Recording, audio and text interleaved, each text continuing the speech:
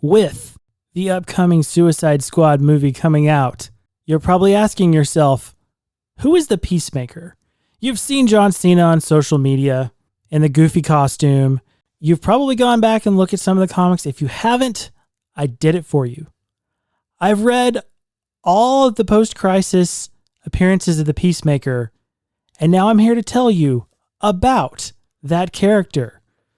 This episode is going to be a little less hot take, opinion-based, and more info. Kind of giving you the 411 on the Peacemaker. But before we do that, we got to hit that theme music.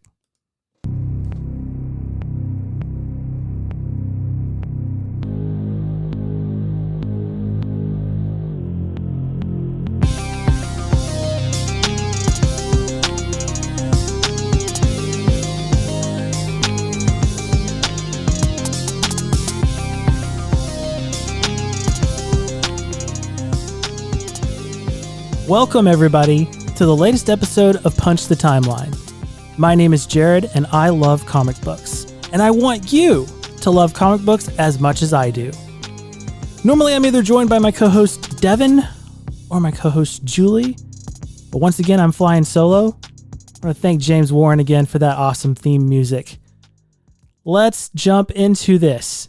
Suicide Squad's coming up. If you're listening a little later on, it's already happened, but let's talk Peacemaker. Who is the Peacemaker? It's a complicated question because the Peacemaker, just by being in DC Comics, is not a DC Comics character originally. Let's jump in. The Peacemaker made his first appearance in Charlton Comics Fightin' 5, number 40 in November of 1966. He was created by Joe Gill and Pat Boyette. The era of the Peacemaker I will be discussing is the post-crisis version that occurred after DC Comics purchased Charlton Comics characters in 1983. Now, before Peacemaker was introduced to the DC universe, he was going to be used in a mini-series for the properties that DC Comics had originally purchased from Charlton. The name of that book? Watchmen. When the decision was made to use original characters instead, Peacemaker became an influence on the character The Comedian. I'll give you time to digest that and kind of imagine what it would have been like if the Comedian hadn't been in Watchmen, because there's supposed to be like Blue Beetle, Captain Atom, Peacemaker, people like that. But that's a whole other show. Let's get to it. The origin of the Peacemaker. Now I'm going to take the long way around. We're going to talk a little bit about how the Peacemaker first showed up in DC Comics, and then I'll bring you around to who is the Peacemaker. Now, the Peacemaker made his first appearance in DC Comics in Vigilante number 36 in August of 1986.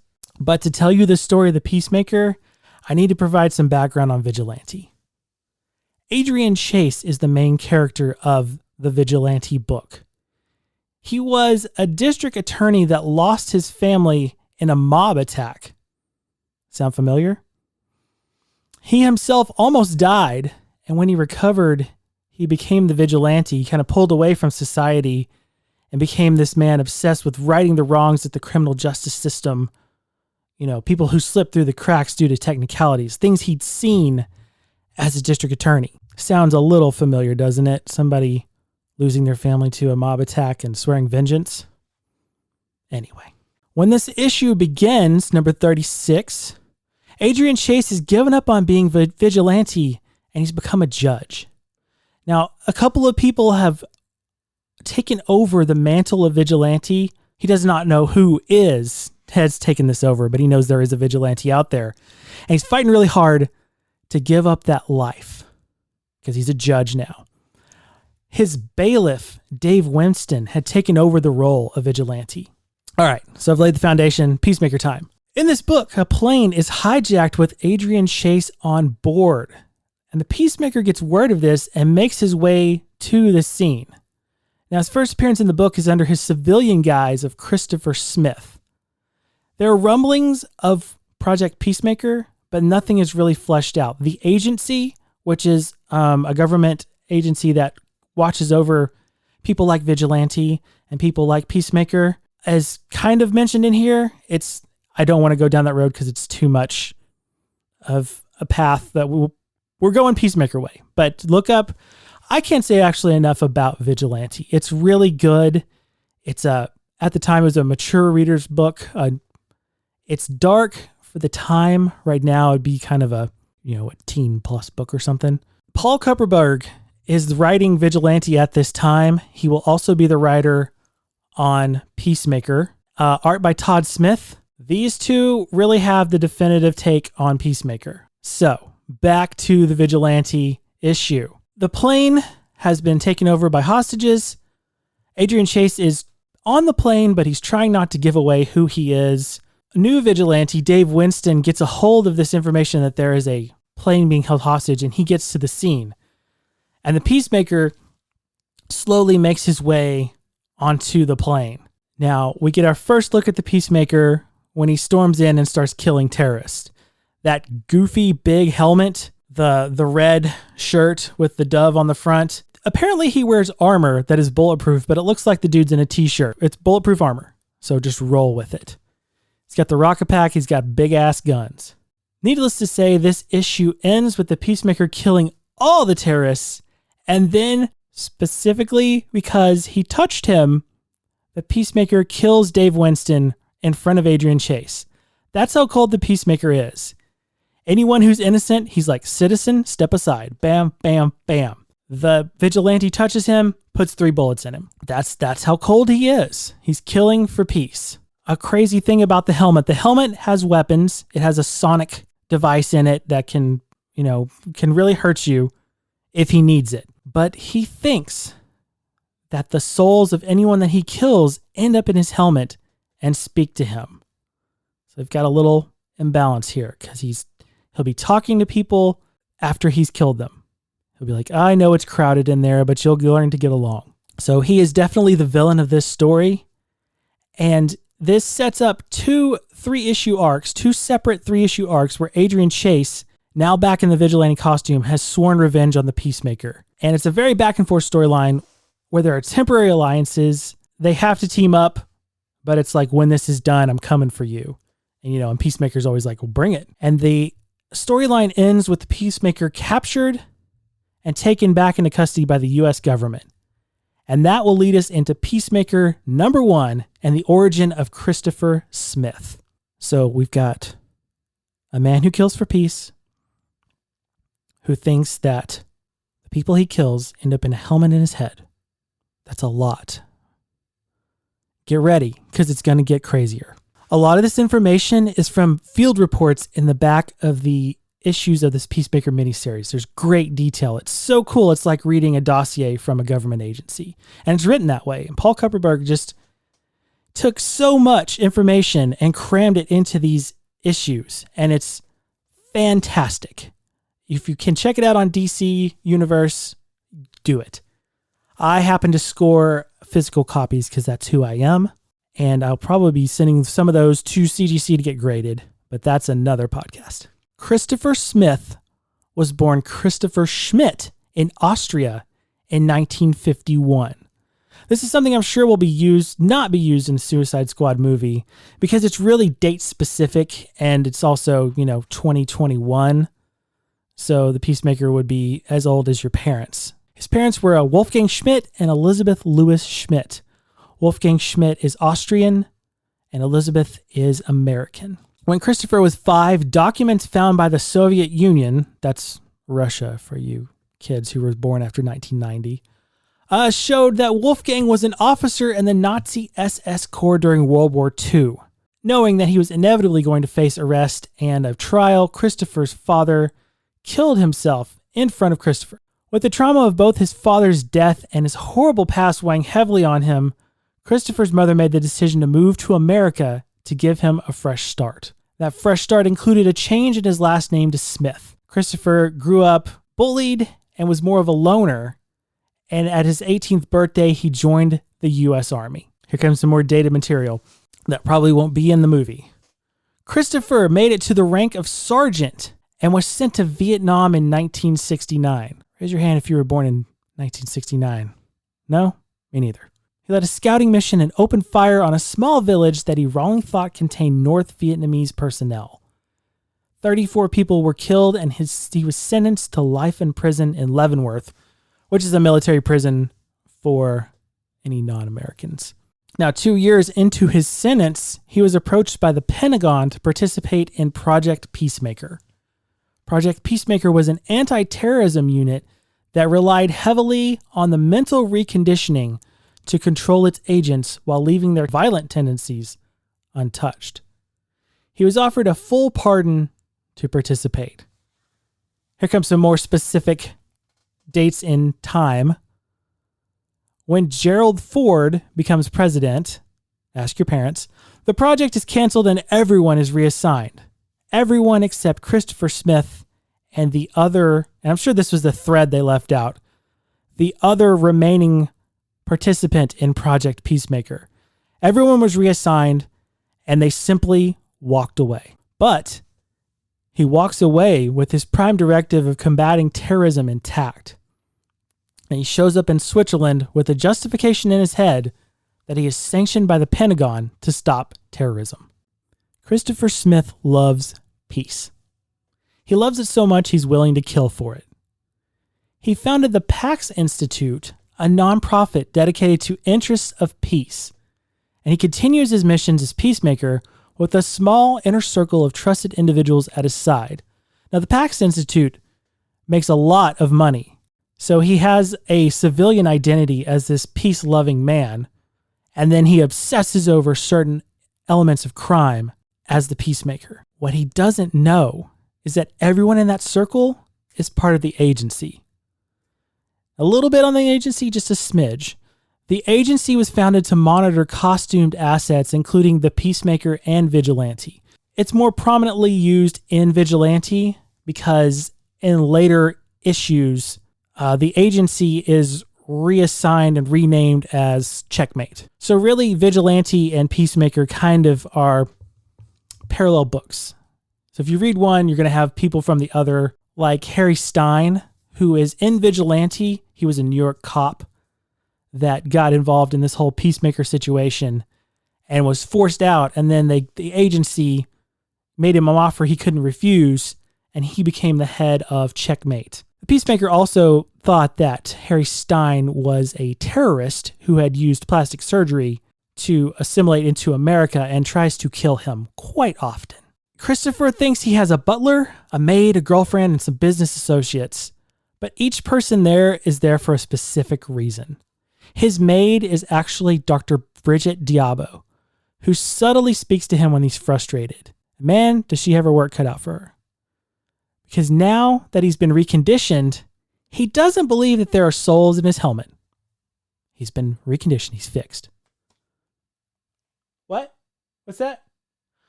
Oh, wait. He doesn't speak to dead people anymore. He hallucinates that his dead father is with him all the time. They are constantly bickering when he's flying on a mission. He'll be flying in full Peacemaker gear, and there's his father next to him, mocking him in full Nazi gear. Talking about how inferior he is, talking about how he can't do it, talking about how he should be focusing on other missions. When he's trying to figure out his next steps in any mission, his father's there telling him he's making the wrong choice. Now, once this Peacemaker miniseries ends, his next involvement is in the Janus Directive crossover, which is a cool crossover between the intelligence agencies of the DC universe. So it was Suicide Squad, Checkmate, Firestorm, and Captain Atom. Really, Firestorm is in this for like one scene. Like the crossover issue is like the very last page. They're like, hey, Firestorm, we need you over here. And then he's kind of involved. I think a lot of those crossovers back then were very broad to, I mean, of course, that's the point of a crossover, is to get your interest in another book. Primarily, this is Suicide Squad and Checkmate, but the Firestorm and Captain Atom elements, kind of there. Secondary, if you will. They're being manipulated against each other because you think that Amanda Waller from the Suicide Squad is trying to take out Checkmate. When the dust settles on this story, Peacemaker has an association with Checkmate, but never really follows orders. He's kind of there just in the background. He doesn't answer to Checkmate. They'll kind of check in with him and he'll be like, I'm busy. Or he'll be like, I'm on my way. And it's really funny because it's like, if things are going wrong, Peacemaker shows up to even the odds. If things are going right, the Peacemaker rolls in 15 pages in to mess things up. But he's got that mission in his head that he's doing the right thing and he's helping Checkmate create peace. And Checkmate kind of ends, I wouldn't say abruptly, but it just kind of ends. And the Peacemaker kind of has no definitive end to him. He just sort of, the story ends and he's kind of gone. His next appearance is in Showcase 93. That's the name of the series, Showcase 93, which is an anthology book. So issues 6 through 11 feature the Peacemaker. He's got on a couple of covers. Showcase 93 being popular for being a part of the Nightfall saga. There's a couple of parts in there that include Batman, the Batman storyline. His story involves Deathstroke and Deadshot, but it just doesn't seem right. There's something off about it. The highlight of the book is early art from Cary Nord, who is a great artist on Daredevil. But without Paul Kupperberg writing, it's just not the same Peacemaker. The final storyline for this version of Peacemaker comes in Eclipso number 11 through 14 in 1993. Why they gave a villain a book, I don't know, because Eclipso doesn't last very long after this. I guess it was the early 90s and they were just trying to see throw it up against the wall and see what sticks. In this storyline, Peacemaker is recruited by Amanda Waller to join a group called the Shadow Fighters to take out Eclipso. It doesn't go well for the team at all. Peacemaker is one of many team members that die in this mission. And that's it. He dies, and the next issue of the story is the remainder of the crew recovering the bodies.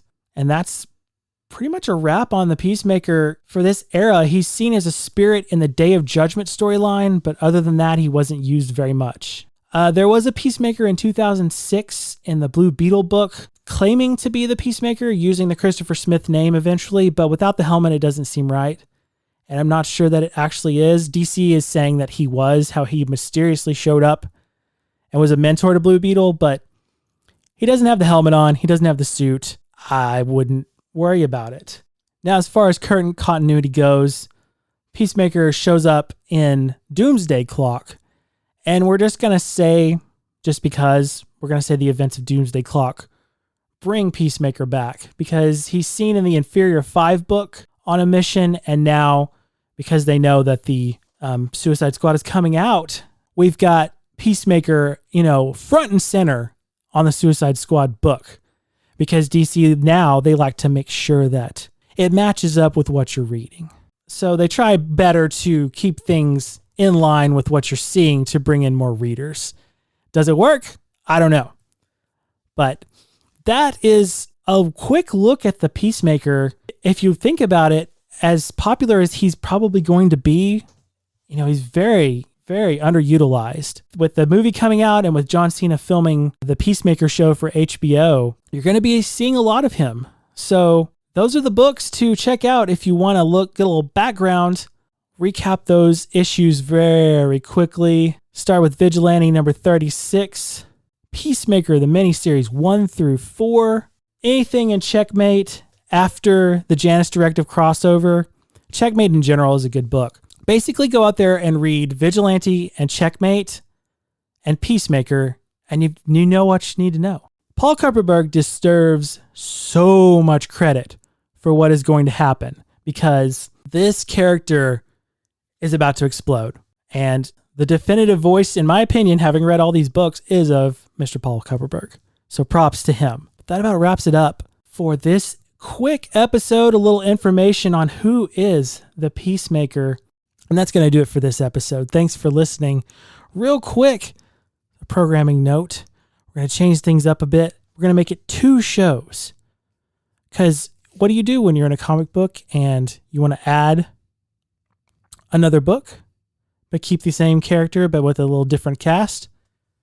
You throw an adjective on the end of it. So when we come back, me and Julie will be known as Uncanny Timeline. And when Devin returns, we will be Spectacular Timeline. Same hot takes, same people, just a little bit of a different name. Real quick, want to shout out a few podcasts. If you enjoyed this episode, you're going to love these podcasts. The Rambling Geek, as always, is a great listen. Mike and Brian talking comics as only they can do. We got a crossover episode with them. Got Devin on board for that. That should be out right as you listen to this. Comic Book Keepers is another great show. Join Lance and friends as they discuss a character for each episode. And if you love comics and you love wrestling like I do, the ODPH and the Three Fat Nerds. Always with the good content. Listen to them on Twitch with the 607 Wrestling Show. Check those out. Come back for more from Punch the Timeline Network. That's right, we're going to be a network now. Thanks for listening. I hope you enjoyed. I hope you absorbed all that information and you learned a little bit more about Peacemaker. So check out The Suicide Squad. Come back and tell me what you thought. I'm looking forward to it. I personally cannot wait. Check us out on Twitter at Timeline Punch. We are on Instagram at Punch the Timeline. Anywhere else, I'm not there. But hey, send me a DM on Twitter. Leave us a good review on Apple Podcasts. Just go read some comics. Thanks for listening. This has been Punch the Timeline. My name is Jarrod, and I love comic books, and I hope that you love them too. Have a great day, everybody.